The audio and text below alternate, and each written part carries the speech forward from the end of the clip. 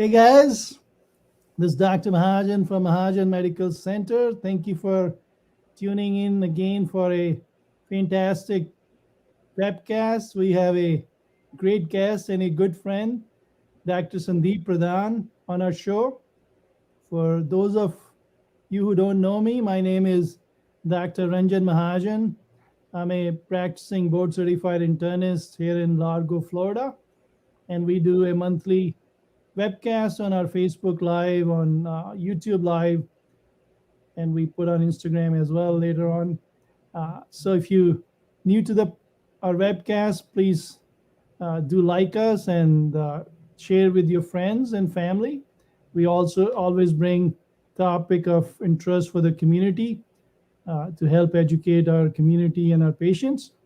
And we are very fortunate that we have a great uh, thought leaders which have come to our program, and we don't pay them anything and there is no sponsors. It's pure knowledge coming from the trenches. As you guys know or don't know, I go to two local hospitals, so I get all the latest and the greatest information what's happening in the healthcare in the community.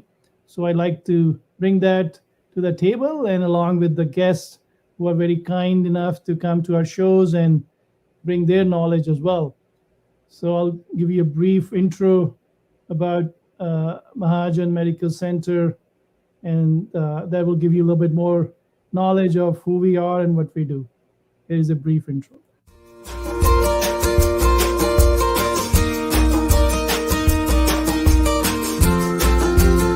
At Mahajan Medical Center, we care to listen to our patients, proudly serving the needs of Tampa Bay in primary care for 25 years and counting.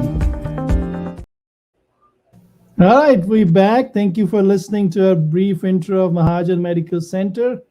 Let's bring the guest, who's a infectious disease board certified and a good friend, Dr. Sandeep Pradhan. Here we go. Hello, Sandeep. How are you? Oh, doing well, Ranjan. Thank you. How are you doing today? I'm doing great. Thank you for accepting our offer on coming on our show and educating our community and our patients. Tell us a little bit about you. How did you get interested in infectious disease, Sandeep? Well, it's a long story. We don't have that much time. But before I went to medical school, I trained as a microbiologist. I have a bachelor's degree in microbiology. Then when I came to the United States as a student doing my master's program, one of the advisors, mentors, suggested that you can put it all together if you choose to do infectious disease, and that made sense to me. And so that's how it started. So there isn't any magical or inspiring story apart from that, just practical concerns. I thought, and in residency, then of course I was always impressed by the professors teaching infectious disease, the clinicians, and that got me into it. And infectious disease, I think, is interesting because you are on a quest, you're searching for something. Many times you actually find it, and then you know what to do about it in most situations. So it's kind of simplistic in that way. And my experience sharing my patients with your team, and I know you got wonderful colleagues, infectious disease, not only you, but you got very good group, is that you guys are one of the most thorough and academic and give us so much support for, as you said, searching for the cause. So thank you so much for doing that to our common patients over the years. I've known you for more than 15 years, 20 years, somewhere in that ballpark, pretty right? much. Yeah, I moved here in 2002, right. And I guess you were one of the first people after that I met in the hospitals. And yes, so we go a long way. Good friendship, yeah, since then, yes. So tell us, in terms of what your journey has been with COVID-19. I know we're in the third wave of COVID-19. So walk us through, when we just got so, first wave came and we saw it from a distance in New York and, Italy and other places. And then we had the experience of having that up here, and we didn't have the tools like what we have right now. The very effective vaccines, not one but three FDA-approved vaccine in the United States. In fact, the AstraZeneca we don't use, but that's also FDA approved. Right. And we didn't have those tools, and we didn't have the knowledge at the time. In the first wave, we were intubating a lot of patients, a lot of them are dying, and now we are, slowing down the intubation and trying to not to get them on vent. And we have monoclonal antibodies now in the mix as well, which we didn't have before, and remdesivir. So tell me, what your experience has been first wave, second wave, and now in the third wave with COVID-19 before we come to Delta strain. You're right. In the beginning, it was incredibly frustrating because you could just stand by and not really do much actively except supportive care. Then the knowledge started accumulating and then disseminating. Trials started to be more available. Even now, it is still an evolving picture, and we are all learning. It sounds kind of old, this line that we are learning, because it's already a year and a half. But still, in the big scheme of things, a year and a half is not a big, long time frame in the evolution of a new disease. If you look at HIV, we've made so much progress, but that is over a period of about 40 years. And put that into perspective, this is only a year and a half in a new disease. And how much have we achieved already? So we've made good progress. So it was incredibly frustrating to see the scenes from Italy, the scenes from New York. But eventually, it all comes closer to you and strikes home, as so to say. And we got busy in Florida, in Pinellas County itself. There was a bed crunch, there was shortage of medicines, physicians and nurses were overworked and fatigued. There was shortage of supply, PPE at that point. So some of those hurdles are kind of over with. We have ample supplies now. Periodically, we run into medication shortages because of the supply chain issues. When you're very busy and you're frustrated, the morale runs low. But again, what can you do? You hang in there and you try to do your best and want to come out on the other side. Right. So yeah, vaccines, medications in terms of remdesivir as an antiviral agent, supportive care, what you mentioned about, trying to not intubate patients unless it's absolutely necessary. Not to do it quite early enough. That is being talked about. And the steroids, the steroids has been a game steroids changer. have been quite, dexamethasone from the recovery trial data. So those were quite a few advances.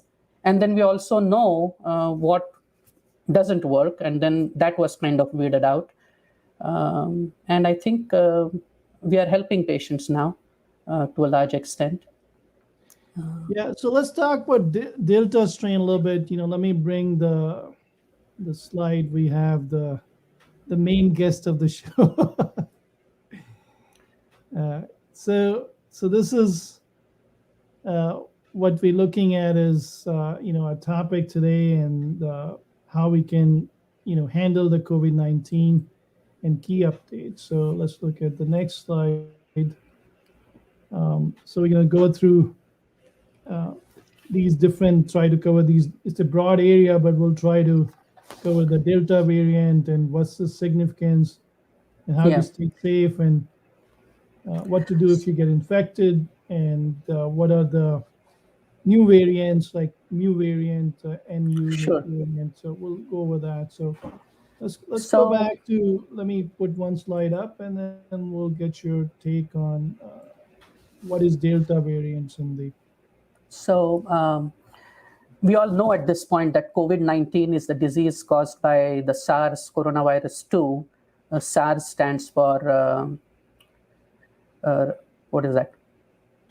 Respiratory adult syndrome, severe respiratory adult syndrome, coronavirus 2. This is an RNA virus. So built into that is when RNA replicate and multiply once they infect the cells. In that multiplication process, the errors creep in because it's not a very high fidelity process of multiplication. So that is normal, that is natural, that is how it happens. But as a consequence of this error-filled process, a lot of mutations are generated. And the more the virus replicates, the more these mutations happen. Some of them persist and accumulate, and branches in the lineage develop, and a variant emerges that can survive, that can transmit itself, maybe cause disease to a large extent or a lesser extent, and then is also affected in the sense that it can evade the immunity that is generated by an earlier infection or the vaccines that you give. It can evade even therapeutic maneuvers that we have come to use. So that is what happens. One of the first ones variant that happened was detected in UK. It was alpha. Then the beta variant was talked about. That came out of South Africa. Then the delta variant is now talked about. It originated in India. We stopped naming them or associating them with countries of origin or places of origin for obvious reasons, so that they don't get linked to a certain country or race or ethnicity. And then the I think that was a nomenclature smart changed. move because the variants can happen, as you know, any place, and and I think the key piece, as we're going to get deeper into discussion, is to have more people throughout the world, not just United States, vaccinated, so we have less people who are available for virus to mutate. So I think that's the key point. Where they originate from is not of any interest anymore, because we are a tight knit world now. One flight away for anyone infected, despite you getting them tested. They may be in the prodrome, they may be already vaccinated, and maybe still carrying it and may not have the full load of the disease. So I think the key piece, as you rightly said, we should not look at the origin, but look at helping everyone get vaccinated quicker the better, because then hopefully this become a chapter in the history of vaccines like measles, mumps, rubella, polio, host of others, where the effective vaccines have tamed it down, like smallpox, chickenpox. All those are sad chapters, but they are behind us. And if everyone take vaccine, and that could be another chapter behind us. Definitely. And so that is how Delta variant came to be. And like you said, we live in a very small village, a global village, so to say, and you're a hop and skip away from any part of the world. So these viruses have ample opportunity to spread very quickly. Delta variant, because of the mutations that it has acquired, has also acquired the property of being more transmissible. So if the alpha variant or the original wild type coronavirus could go from one person to maybe two people, that is called the reproductive rate. Delta can probably infect 4 or 5 people after it infects one person. So, the rate of progression of the illness or infection in the community can very rapidly scale up, and suddenly, from one household to the entire neighborhood to a city can get infected in a matter of days, which is what happened. So that is the significance of the Delta variant. There are a couple of studies that also point towards that not only is it more transmissible, it also can cause more severe disease. That is not quite settled, but at least there are 2 studies, I think one from Canada, one from Scotland, that the CDC website lists, that points towards this fact that it does cause more severe disease. On the ground Let in me the let me let me hospitals. stop you here for a minute. Sure. I know it's data is not out there, but and we primarily have exposure to adults, but have you seen any data where Delta variants is more severe in children? Not necessarily more severe. I haven't seen that. But again, I haven't looked at that literature closely since we are dealing mostly with adult patients. So it may be out there. I'm just not aware of it. But I the think two, I think the point I'm trying to bring here is the data collection in one of the most sophisticated country in the world with CDC and all that is not good. The schools, like my kids started going to school, and every other week I'm getting a call, he got exposed and you have to bring him back. And all that data, should go to CDC, in an uninterrupted way. And that's, if you don't have a good data, you can't have good recommendations. So I think that's one thing we need to have a cohesive data, not statewide collection. It should be imperative that the data collection should be solid, not subjective. right. I think there will certainly be lessons learned from this pandemic, and I'm sure the right lessons will be learned and corrective measures implemented, because people are watching. Money is being invested into this, and so I'm sure the right steps will be taken. Sometimes in a new evolving situation, is everybody is hard. running around, self-scasey, it's busy, and like you said, there are many actors in the game. The labs, the state labs, the county, and then the thing, and there are hospitals in between. So all that collection data is there. It just has to be collated, and sometimes it takes time. Right. All right, let's bring the next slide up here. So we just talked about, that Delta variant is 2x more transmissible, which is why it's big cities like New Delhi, a lot of big cities in England. Now we're seeing a lot of cities in United States, the big cities, it's going like wildfire, the Delta virus. And that's why we need to, even if you are vaccinated, you should still wear mask in indoor places without good ventilation. If you have a option, then sit next to a window and open the window, even if you're vaccinated. So having vaccination does not give you, unfortunately, kryptonite. It gets you, we'll cover that, reduces your chance of getting severe disease, but you can still get the disease. So it's very important to still be masked, if we have to take one lesson from this talk. Let's Yeah. take with the next slide. So you want to touch on that. What's the risk of being unvaccinated, Sandeep? Yeah, the risk of being unvaccinated is pretty high, especially when you have an agent that is so easily transmissible. So you're just playing Russian roulette, so to say. It's like going to war with absolutely no preparation, no gear to protect yourself, because the virus is out there and it's going to get you. There is nothing that's going to protect you. If you are non-immune, it's going to get you. So all you can do is really to put a defense barrier between you and the virus.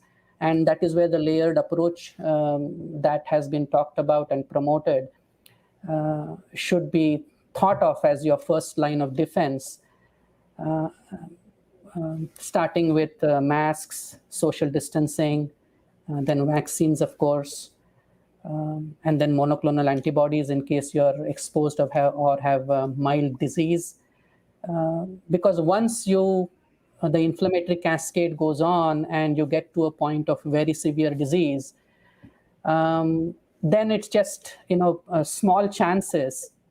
I wouldn't say small, but at least your chances of making a successful comeback from that point go on diminishing as the time goes on. So your best chances are not to get it. If you get it, then hopefully intervene when you have mild disease and not get to the severe stage. And masks prevent you from getting the disease. Also, they prevent you from transmitting the disease to your loved ones or your friends or people that you interact with, so your community.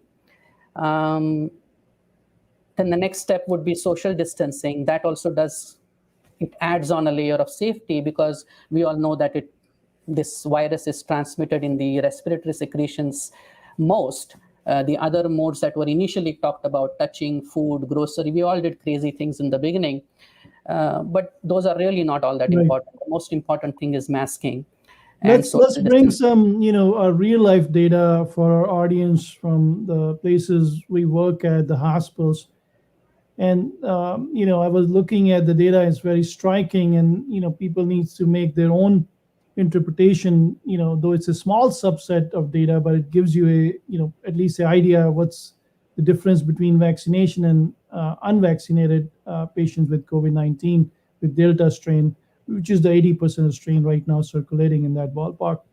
So one of the local hospital has in last couple of weeks 140 to 150 COVID-19 beds in the hospital or occupied beds from the COVID-19 positive cases, RT-PCR positive cases. Out of that, 15 to 20 are vaccinated. So if you do the math, that's a pretty much big percentage of unvaccinated. Not only that, in this third wave, what we're seeing is the patients in their 30s, in their 40s, in their 50s are the one getting affected, as the senior population in Florida got vaccinated early on. So, they had the huge advantage, and which I'm grateful because their immune system is not as robust. Plus, they have more comorbid conditions. So we're seeing, in the hospitals, more younger population. We're seeing some older population if they have, comorbid conditions or if they got an infection. So let's filter it down or distill it down further. So out of those 150 or 140 cases in that particular hospital, 25 are in the ICU, and that out of 25, hardly 2 or 3 are vaccinated. So if you look at the big scheme of things, yes, slightly, few numbers of patients who are vaccinated, 20 out of 150, did get the disease. But if you filter it down to the severe disease, getting COVID-19 pneumonia, or as you said, the inflammatory cascade, they are not as much. So there is a line which the vaccine is drawing, even in Delta strain, which is, the original vaccine, as we all know, is for Alpha strain, the original strain. But even with Delta strain, we're seeing the efficacy in the vaccinated patients and not getting severely sick. So I just wanted to bring that up. Did you have the same experience? I know you go to many more hospitals than I do, Sandeep. Yes, this is system-wide in the county. The same scenario is playing over and over again. We are seeing more patients who are unvaccinated, who are getting the illness, and then certainly a disproportionately larger proportion of patients who have adverse outcomes are unvaccinated. CDC has collected some data on this, and there is a nice graph which kind of illustrates that. We don't have that slide collated here, but just mild to moderate or even mild disease, a vaccine gives you about 8 times more protection. And the chances of getting severe disease or even dying from coronavirus infection is reduced 25-fold by vaccination. So I think that's kind of the end of the argument as far as you look at the numbers, that it is protective. We all know from the trial data that it's efficacious. There was some concern that the Delta variant may have some escape from the vaccine, and it probably has some, but that is negligible. Certainly not so much to say that, since it's not working, I'm not going to take it. I think you don't know what the next variant is going to be, and that still may be captured. And vaccinated people also shed the virus for a smaller amount of time. So even if you do get the infection, if you're vaccinated, you probably have similar viral loads in your secretions, but you don't have those for as longer a period of time. So your chances of shedding the virus and giving it to one of your close friends, relatives, associates is less too. So that also is an advantage. So not only do you protect yourself, you also protect your loved ones. And so that's an advantage that needs to be highlighted. I think we can also learn from the influenza vaccine experience. Influenza vaccine, a lot of folks may not know who are not in medical field, is not as efficacious as COVID-19 vaccine. The influenza vaccine is probably 40 to 50% efficacious depending on the strain on that particular season. But what we see is, even despite the mutation, that's why the influenza is so hard to control with vaccine, and we have to take a vaccine every year based on the new strain. But this data has shown that if you got the vaccine year after year, even you get a new strain, there is some similarity or commonality in the immune response to a new strain from having been exposed to the vaccine in the previous years to other strains, that you will get symptoms, but they won't be, very severe. So with the new strain on the horizon, like MU strain coming from Latin America, we're going to talk about that in a minute, it may evade the vaccine immunity antibodies, but then there is a cellular level immunity as well, the T cell immunity. And that may be, as you said, the layered immunity the vaccine provide. And it may not be exact immunity, but it will still get you some immunity, what we learned from the influenza. Is my interpretation correct, Sandeep? Yes, it is. And again, when you talk about influenza vaccines or other vaccines, we really haven't seen them in a pandemic situation. The whole thing is a different ball game when you're in a pandemic, because the numbers are so amplified. Everything is happening in multiples of numbers in a very compressed time frame.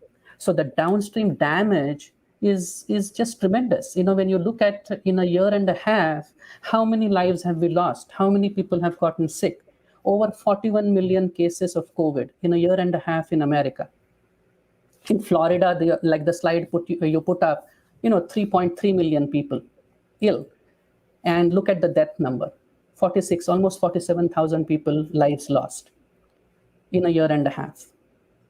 If you take all of the United States, it's almost 670,000 people. So, you cannot take these numbers lightly. Even if one hasn't experienced it, or you haven't lost a neighbor or a friend, sometimes you don't feel it. It's just a number that you hear in the news or read in the newspapers.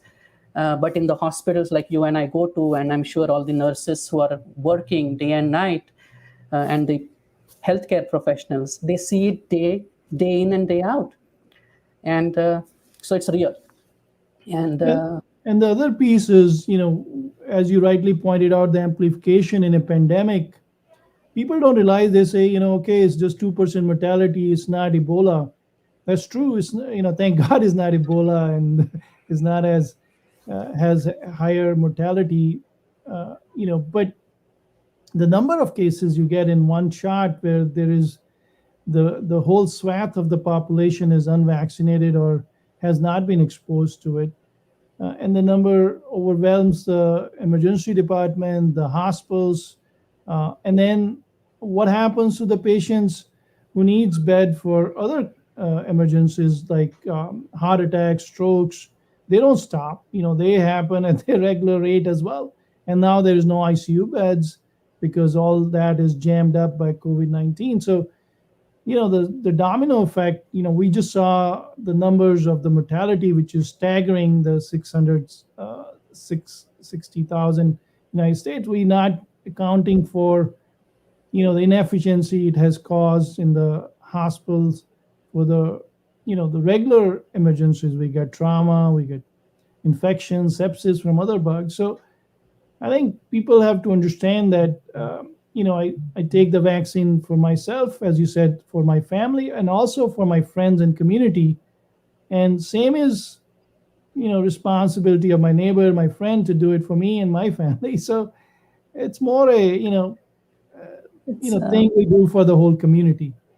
Exactly, meaning you want to lend a helping hand, and this is the least you can do. And it's really not all that asking too much, in my opinion.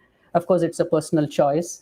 But once you wear a mask, it's not a big, huge demand on anything. And it's not a badge of pride or a badge of cowardice. It is just a practical solution.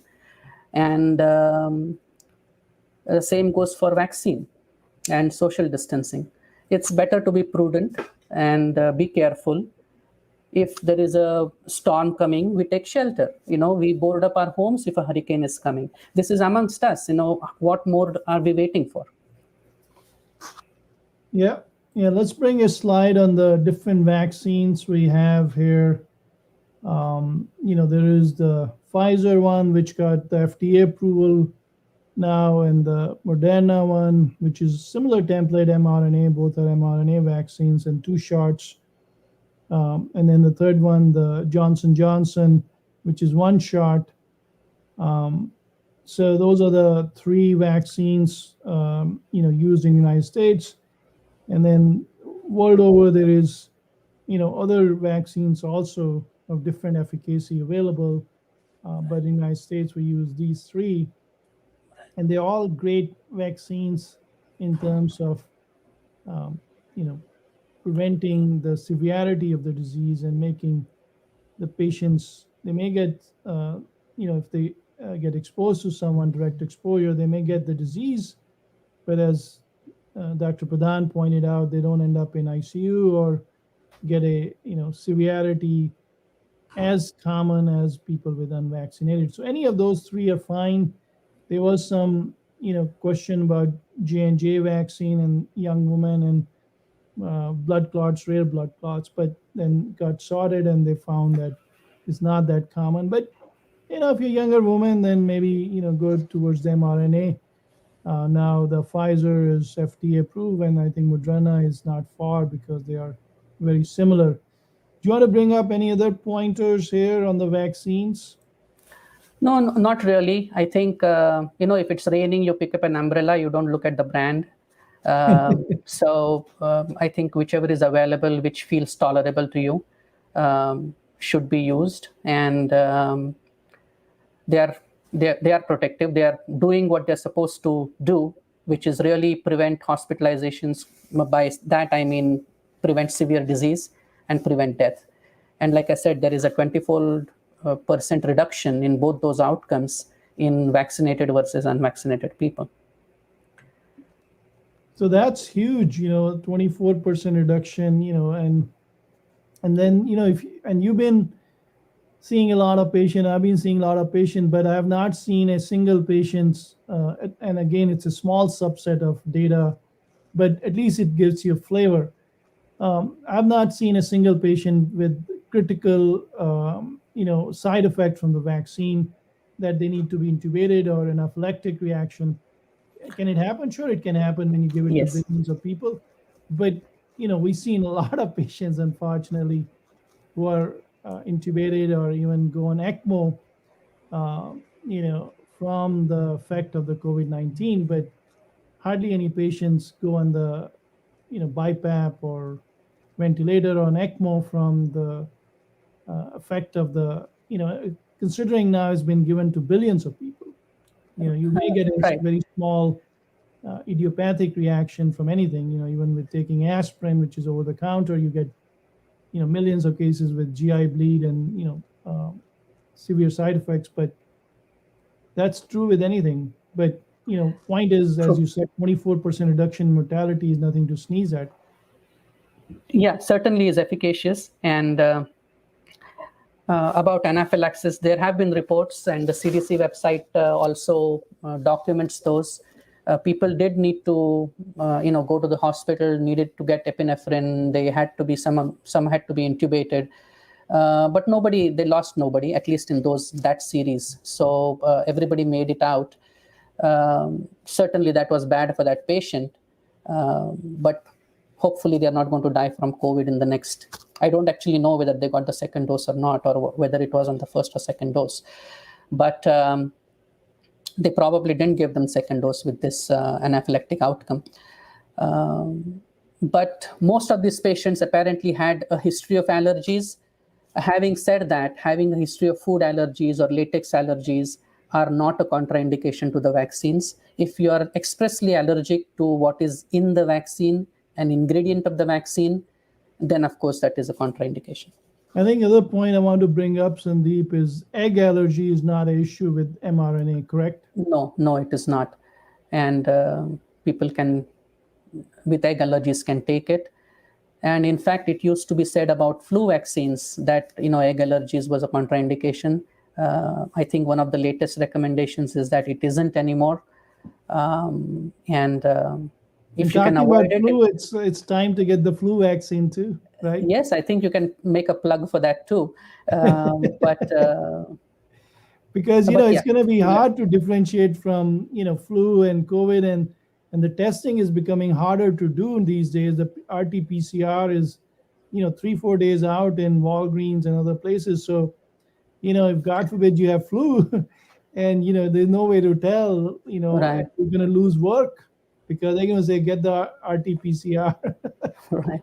So Yeah, getting but the flu that vaccine, vaccine, you have to space in case you take one vaccine, like the COVID vaccine, and you have to get a flu vaccine. You need to put 2 weeks in between, before or after.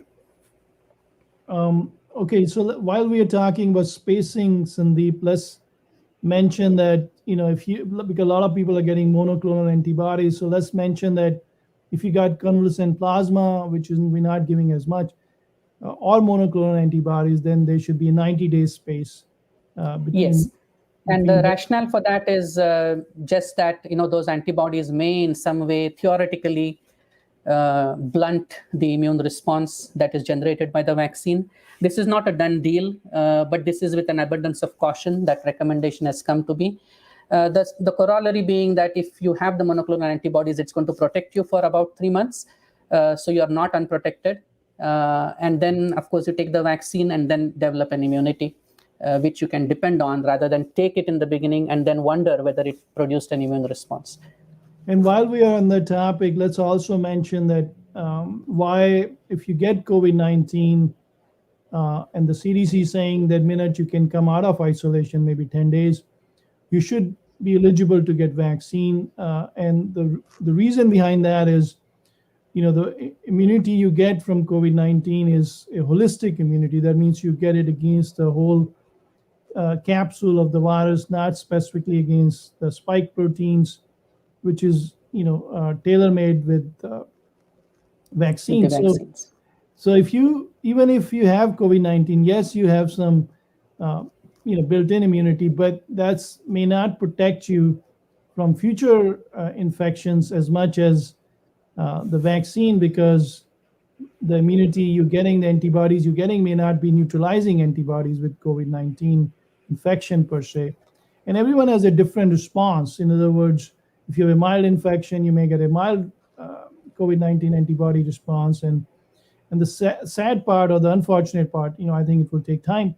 Like, for example, MMR, we can, detect whether you have antibodies, before you want a booster. Let's say for a healthcare worker who does not remember if they have MMR, we can do a antibody test and know for sure, okay, you have enough, you don't need a booster. But we don't have the neutralizing antibody quantitative test on the SARS-CoV-19 yet, though it's in academic settings you can find it, but not on a commercial level.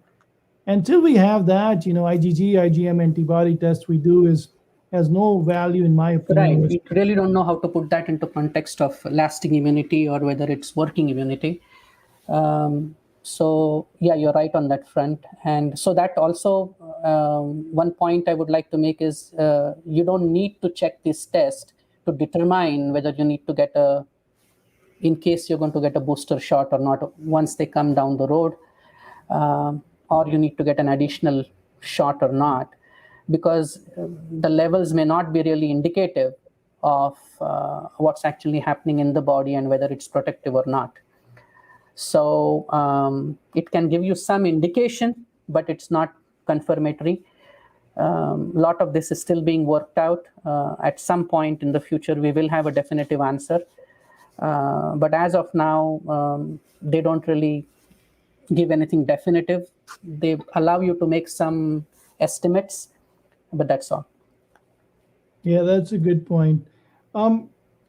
So, in terms of COVID-19 and, long-term COVID, there is some data, early data now, that having vaccination, though you can get the COVID-19 Delta strain after 2 shots, but there is some early data that it may reduce your long COVID-19 side effects. Uh, so that's another Yeah, reason for the vaccination. Though the data is preliminary and early, but that also something to consider. yeah, people are looking at it. Again, I don't think it's settled. No, It's kind of early data. Yeah, right. Because again, the whole long COVID is a big syndrome. There are right. multiple conditions under that bracket. And some of those conditions may not have the same mechanism that drives them, namely either autoimmunity or more immunity or prolonged inflammation or sustained virus in sanctuary sites or something like that. Meaning, I think a lot needs to be Done. deciphered. Right. So let's talk a little bit about what's available right now in terms of, God forbid, if you get COVID, infection, what's out there. Do you want to talk about what's the indication for the monoclonal antibodies infusion, Sandeep? Yeah, the indications they have outlined. I think the Florida governor and other people and agencies are promoting it as an available tool to combat early disease, to prevent progression, especially in patients or people at higher risk for progression. So people who have risk factors for corona, the identified ones: obesity, immunocompromise, heart disease, COPD, chronic lung disease, if you're on biologic agents, if you have immunodeficiencies that are genetic, um, and a whole list of others. They are there on the websites if you look them up. So if you qualify, have any of these risk factors, and you test positive for coronavirus, you have about a 10-day window in which you could avail of these monoclonal antibodies, as long as you don't have advanced disease. By that, they mean that you require oxygen or you are sick enough to be hospitalized. You're outpatient, you have mild symptoms, you're in 10 days, you've tested positive, and you have a risk for progression. There is a lot of leeway in that list. So your physician has discretion in determining whether you are at risk for progression, and then can recommend the monoclonal antibody. The three preparations that you had listed on the slide are available. This bamlanivimab and estimimab was paused a little bit for a few weeks to months, but now it has come again. It was paused because there was thought that the beta and gamma variants had escaped through that thing. However, it is known that it works against Delta, so they've brought it back online now. Regeneron's preparation, that is caricimab and imdevimab, works against Delta. Sotrovimab also works. So those three are available. Of course, now with promotion and the current high predominance of Delta and so-called third wave, with so many cases being diagnosed, there is a huge demand for these antibodies. So there may be supply issues. So wherever you go, please call and make sure they have it. Otherwise, you'll be chasing and wasting time. They are given IV. Some of them can also be given subcutaneously if an IV infusion cannot be given. And minimal side effects, I think rash and all those things with any injectable can be anticipated, but they are minor, well tolerated, and efficacious. So can prevent progression to moderate or severe disease and the other spectrum of illness. Yeah, but this is the last resort. If you're vaccinated, then your chances of needing this is less. So, but if you're not vaccinated, then you're looking at this as for milder disease. For serious disease, you're still ending up in the hospital with oxygen support and all that. So, Right. yeah. So Right. yes, So it's a good tool. And a lot of local urgent cares and are offering it too. So it's getting easily available. But now a lot of people are using, as you were saying, earlier, it's getting a little bit tighter supply, but still call around and you may get, and we have a number here. We'll put it back up on there. So you can call this Yeah, there number. is a Yeah, Florida helpline number somewhere. here, 1866 number, which you can call and we can guide you where they have the inventory. All right, so let's go to the next slide, Sandeep. So this talks, we already covered that piece. Let's just revise it. So basically, what happened if you, God forbid, get hospitalized? So you Yeah, this is mentioned, just an overview, sort of what to expect kind of situation. You can always bring it up with your treating physicians. They can be your primary care hospitalist doctor. Sometimes infectious disease doctors are involved, and pulmonology or critical care medicine doctors are involved. And it's a tiered approach, depending on how sick you get. But if you're hospitalized and you need oxygen, then dexamethasone is the mainstay of treatment because in trials it has shown mortality benefit. Then in early disease, if you're about 10 days into the illness, you probably still have a replicating virus. So an antiviral medication like remdesivir has a chance of intervening. It hasn't shown any mortality benefit. In trials, it has shown that the duration of illness can be reduced, but to the extent that can be achieved, it can be done if it's given early enough. So those are the options in the beginning. If you advance and require high flow oxygen or you need escalating doses of oxygen, then other modes of treatment are considered, which include the anti-inflammatory agents along with the steroids or on top of the steroids. Those are the IL-6 inhibitors or JAK inhibitors. Those are drugs that are designed for other maladies, inflammatory conditions, rheumatoid arthritis, psoriatic arthritis, and such. Those, because of their anti-inflammatory properties, have been tried and have shown some benefit to varying degrees depending on patient selection. That can afford some benefit in the severe cases. And we have used them with varying degree of success.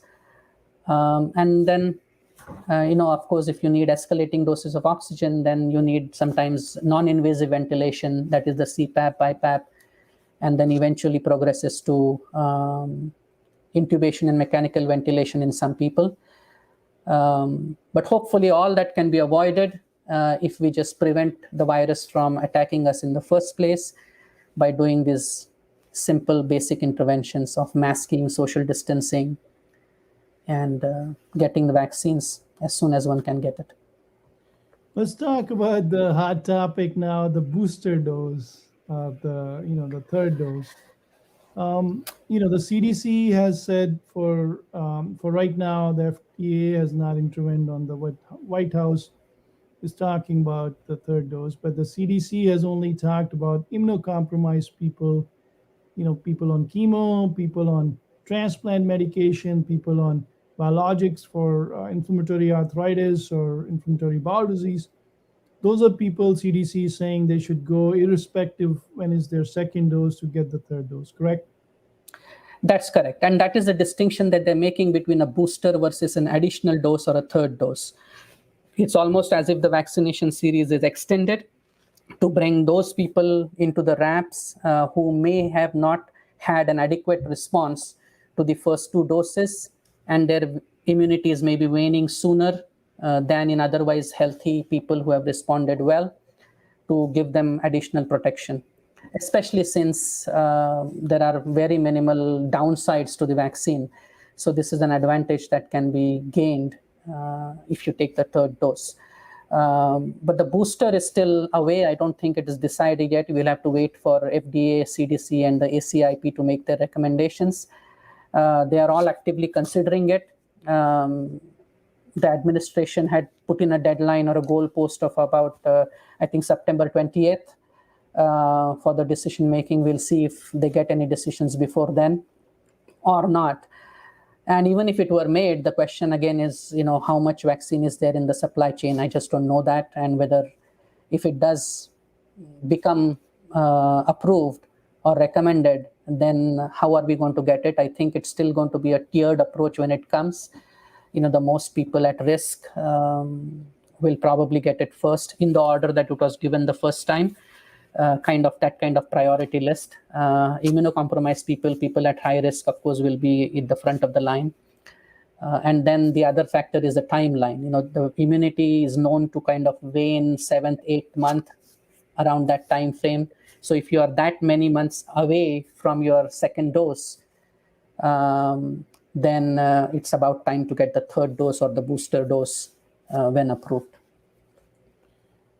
Well, that's good insight, and people should not be, jumping the line, right now. Just let the dust settle down and see what the CDC. Yeah, there is no reason to panic. Meaning, the vaccines are doing the job. It has protected so far.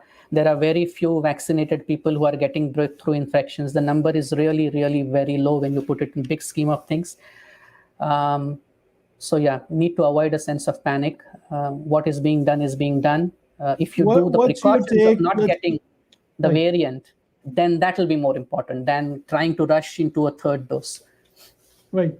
What's your take on, let's say, if someone took J&J vaccine, and if they are immunocompromised, should they take one of the mRNA vaccine, or do you have any literature to support that, or what's your take?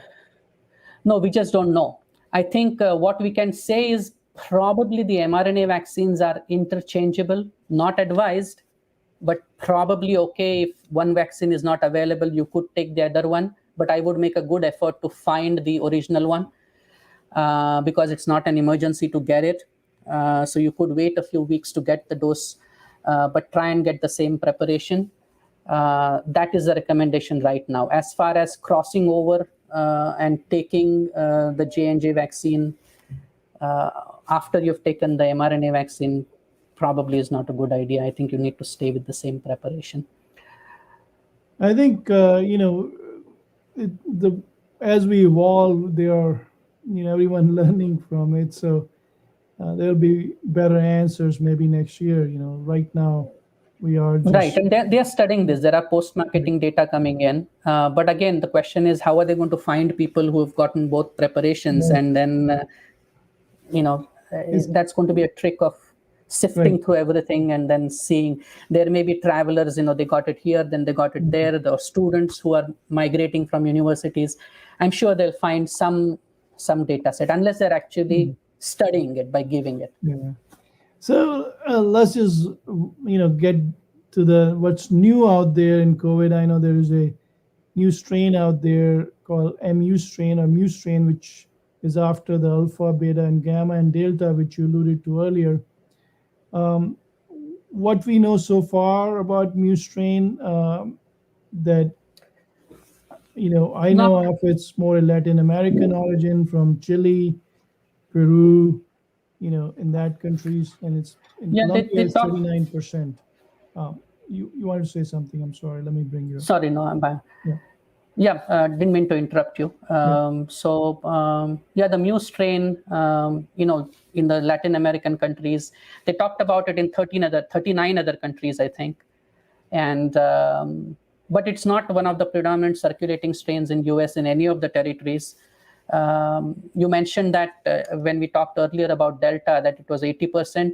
Actually, the numbers are even higher. The last time I looked at the CDC county-wide data, it was in the 92 to 98% range.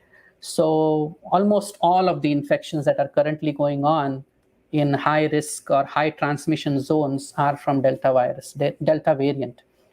And so mu may or may not come. If it does come and becomes and replaces the Delta variant, there are some concerns about will it have vaccine escape or monoclonal antibody escape, and that remains to be seen. There is concern right now. It is a variant of concern that these may happen, but again, we don't know for sure. So nothing yet to change practice. Stick with what you're doing. That's a good point. There's no point worrying about the dizzying data we're getting on these variants, because that's the nature of the virus. You're going to have variants. I think. Right, and it has to establish itself. It has to become a dominant one in your community for you to be really worried about it. Right. There may be pockets here and there. Coverage of vaccines is increasing, so there may be a zone, say 10 miles around us, that is adequately vaccinated, and there may be a zone again after 30 miles that maybe is not vaccinated. So those will be the vulnerable areas, and then it will take some time. It will eventually spread depending on how transmissible it is and how many vulnerable people there are. But again, your best defense is increasing the vaccination rate, getting it way up there, and doing these basic things of masking and social distancing, especially in high transmission areas. So that brings us to the take-home messages from our talk, and they are very simple. They're nothing fancy. The virus is going to be around longer, and it's going to become endemic eventually from pandemic. So, we need to learn to live with COVID-19, whether it's education, whether it's, hospitals, whether it's physicians, whether it's patients, communities, community leaders. Everyone needs to learn to live with it. And, if you follow the simple thought processes of social distancing, as Dr. Pradhan mentioned, getting vaccinated, very effective vaccines we have, very safe vaccines we have, using, social distancing, washing your hands, hand hygienes.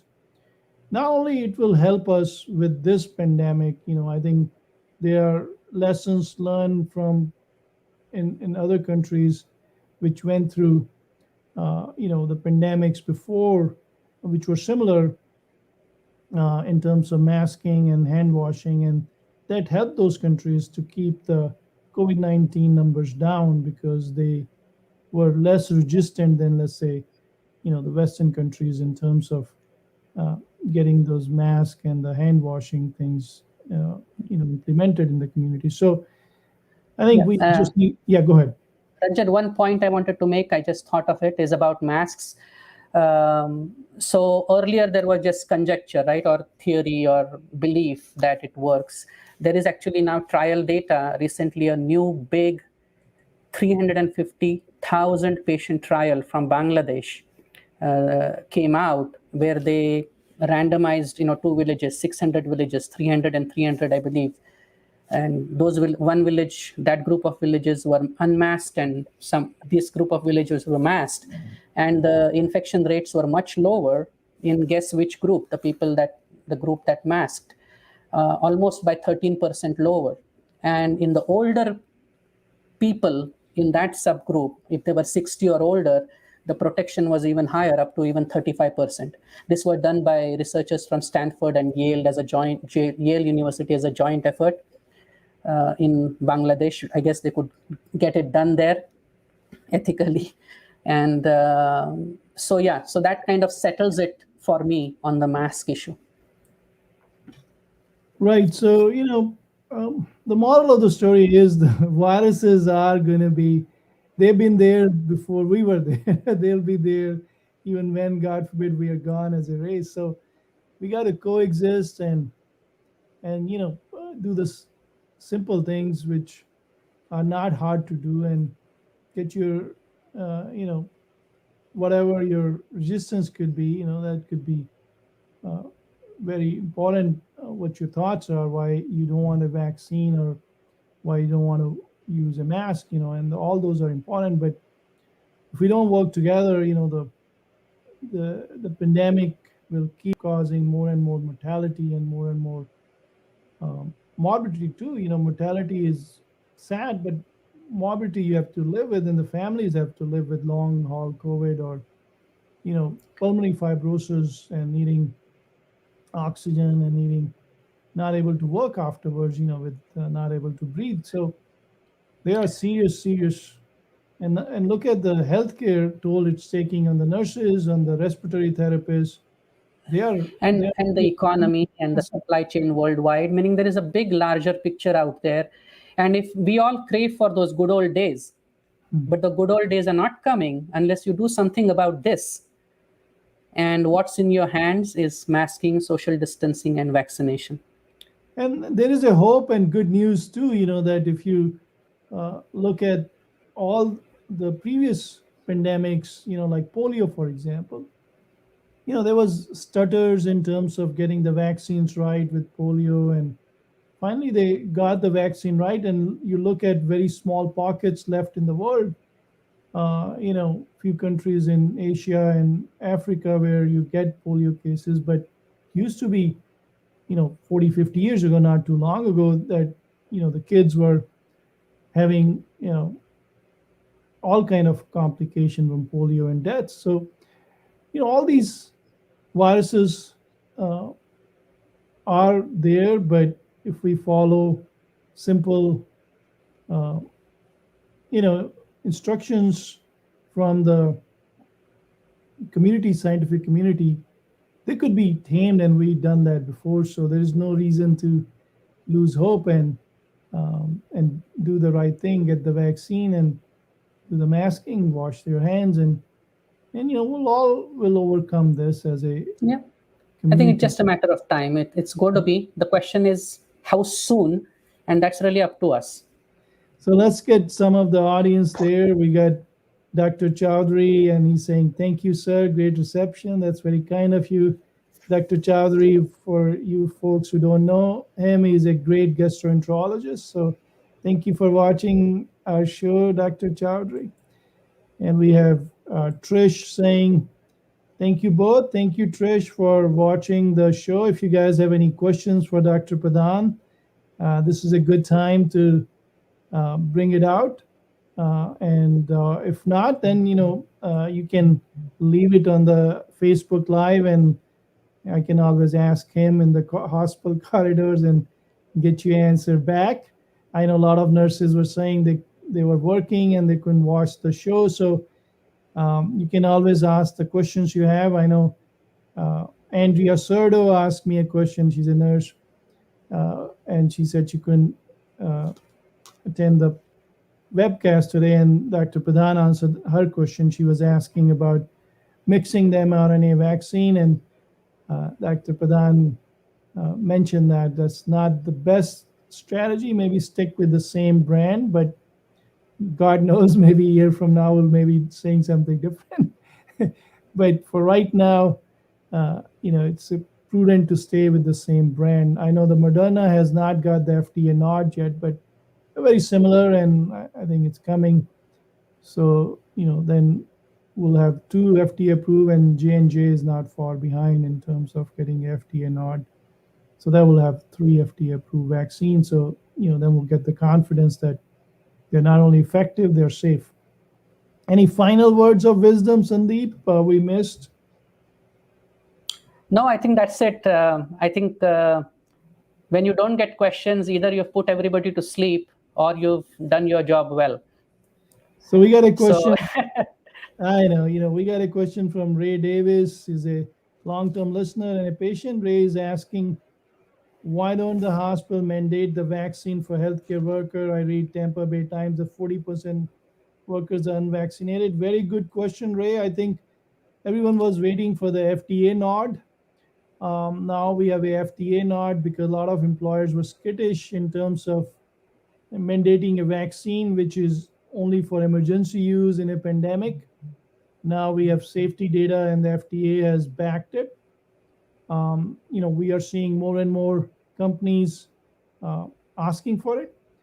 Some companies are even getting creative, like Delta Airways, saying that if you are not vaccinated, then you need to pay $200 extra for health insurance, as there are going to be additional costs. So I think you will see in next 6 months that the federal government already mandated that in all the VAs that they need vaccine, and if not, then they will need once or twice the swabs. And I think that's going to happen across the spectrum. I go to a assisted living, which is run by, I think, one of the biggest assisted living company, and they are mandating all the employees needs to be vaccinated by October 1st, or they need to show a proof of negative, and they're not even going to offer it there they have to go and get a themselves. So that's going to be additional burden for the employee to get a weekly or bi-weekly testing, because the testing is not easy to get these days, So I think it's coming. So everyone was skittish because it was not FDA approved. Now the Pfizer is FDA approved. I think you will see more and more companies, healthcare companies. I think Texas System, the biggest healthcare in Houston, University of Texas Healthcare, they mandated it there. So it is going to happen. We mandate flu vaccine, hepatitis B vaccine for healthcare workers. I don't think COVID-19 vaccine will be far behind. What do you think, Sandeep? I agree, I think. And I think a part of being skittish during a pandemic was probably not having enough healthcare workers show up, if that was a sticking point for them. And that would have even put more burden on the people who were already there and would have made it difficult to care for all the people that needed caring. Right, I'm sure that played into the decision making. right. Yeah, it's just decision making is complicated and nuanced. It's and the people who are sitting in the position of power, it's a difficult juggling act for them to. Yeah, you have to balance all issues, and Yeah, plus that's how it is. When once you mandate something, that it gets people assume extreme positions, and then it becomes non-negotiable to certain extent, and you find a nice common pathway. So hopefully, like you said, once the FDA has approved it, it'll go the route that other vaccines have gone, and there'll be more acceptance. and that's what you can hope for is people uh, express why they don't want it, and we need to respect that. It's their bodies, their choice, and absolutely. But in a pandemic, we got to put everything out there. All decks, all hands should be on deck, and I think vaccine is critical for that piece. All right, Sandeep, thank you so much for your time. That Great. was such a fantastic conversation we had. I know it's a topic we keep coming back to because it's not going away, but there is hope, and I think we just need to work with people who are not accepting the vaccine with love and empathy, and hopefully, as you rightly said, we find a common ground with everyone to work together on this. To say, everyone is getting affected, not just people working in healthcare. Is throughout the world, everyone is getting Yeah. affected. All right. Great. Thank Thank you you for for the coming to opportunity, us. Ranjan. I want to thank you and all your patients and the audience. Thank you very much. Bye. Yeah. Take care. All right, folks. So that brings us to the end of our webcast. I appreciate Dr. Pradhan spending his valuable time in explaining, what's new in COVID-19 in terms of the variants, in terms of treatment options, in terms of vaccination, in terms of third shot, booster shot, and we covered a whole host of topics today. So I appreciate Dr. Pradhan for bringing his wealth of knowledge in infectious disease to our community, and we appreciate the work he does for all the folks who need infectious disease help in the hospital settings. One announcement we want to make: we're bringing our uh, birthdays parties back, not physical because of the Delta strain, but we're going to do a Zoom party for all the folks who were 65 and above and have their birthday coming up in September. Happy birthday to all of you folks. Or they had a birthday in August. So we're going to have a event, Zoom event, and we'll send you email you the link, or you can call our office and they can get you into the birthday celebration for our August and September patient who was 65 and above on 23rd of this month, and we're going to do at 3:30 in the afternoon, and we're going to have Publix gift card, two of them in fact, for $50 each to the lucky birthday winner. And then if you bring your friend with you, then you and your friend will be, put in another raffle. We're going to have some wine and cheese basket for that. So it's going to be a fun event. We're going to invite one of the insurance agents to help answer your question. If you turn 65 or you're already 65 and you have any questions, we're going to have an insurance agent also, um, you know, bring their wealth of knowledge to help you with that Zoom virtual birthday party celebration. So I'm very excited for the event, September 23rd. Mark it down, or if you are a patient of ours and you want to invite your friend who is 65 and above, do invite them too. So that brings us to the end of our show on COVID-19 Delta strain, what's new and what's good and what we don't know. You stay safe and be nice to yourself and your family and your community. Thank you, and we'll see you on September 23rd if you have a birthday in August or September. Ciao.